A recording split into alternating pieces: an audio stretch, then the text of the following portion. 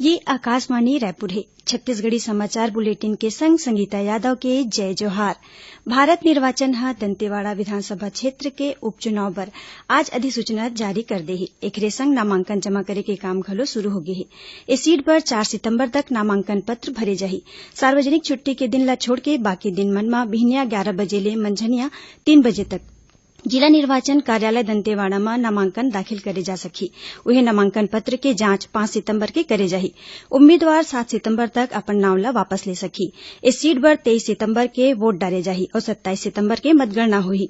खबर के मुताबिक दंतेवाड़ा सीट ले भाजपा विधायक रहीस भीमा मंडावी के लोकसभा उपचुनाव प्रचार के बेरा माओवादी हमला में मौत होई रही से। एकर बाद ले ए सीट ह खाली है। राज्य मंत्रिमंडल ह आर्थिक रूप ले कमजोर वर्ग पर प्रदेश में लोकपद सेवा और शैक्षणिक संस्थान के प्रवेश में सीट के 10% आरक्षण करे के फैसला ले हे। इस संबंध में जनसंख्यात्मक जानकारी ला इकट्ठा करे बर एक ठन आयोग बनाए जाही। काली राज्य मंत्रिमंडल के बैठका में छत्तीसगढ़ लोक सेवा अधिनियम 1994 में संशोधन करे बर लोक सेवा अधिनियम संशोधन अध्यादेश 2019 के प्रस्ताव के घलो अनुमोदन करे गे हे। एमा अनुसूचित जाति वर्ग के आरक्षण 12% ले बढ़ा के 13% और अन्य पिछड़ा वर्ग के आरक्षण 14% ले बढ़ा के 27% करे के फैसला ले गे हे।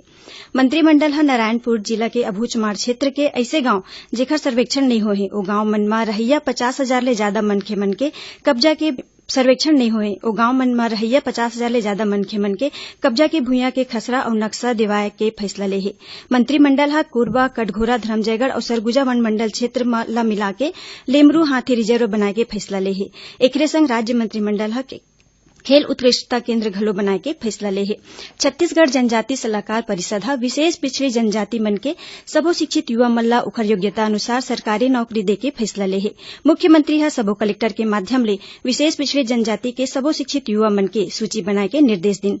बैठका में मुख्यमंत्री ह प्राइवेट मेडिकल कॉलेज और प्राइवेट क्षेत्र के व्यावसायिक शिक्षण संस्थान मन में आदिवासी पढ़इया लइका मन के फीस के व्यवस्था करे बर डीएमएफ फंड ले प्रस्ताव करे के सुझाव दिन। उहे अवैया बजट में अनुसूचित जनजाति छात्रावास बनाए के काम में प्राथमिकता ला देखत शामिल करे के मंजूरी घलो दिन।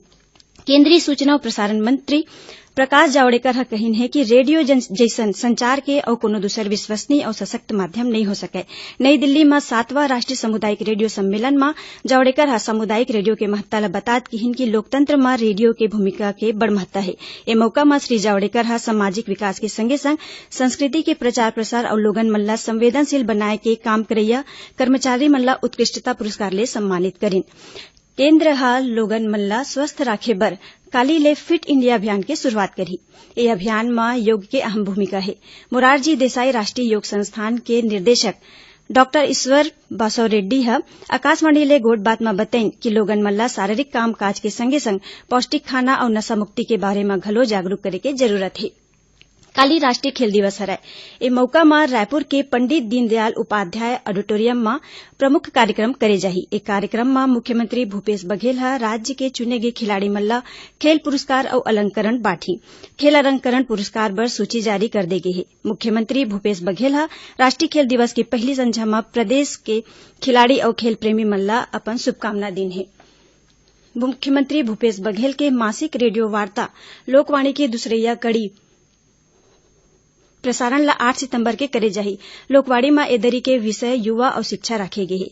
एक कार्यक्रम में शामिल होय बर कोनो भी मनखे ला काली ले 30 अगस्त तक आकाशवाणी रायपुर के टेलीफोन नंबर 0771240300501 और 240502 में मंझनिया 3 बजे ले 4 बजे के बीच अपन बात ला रिकॉर्ड करे जा सकत है।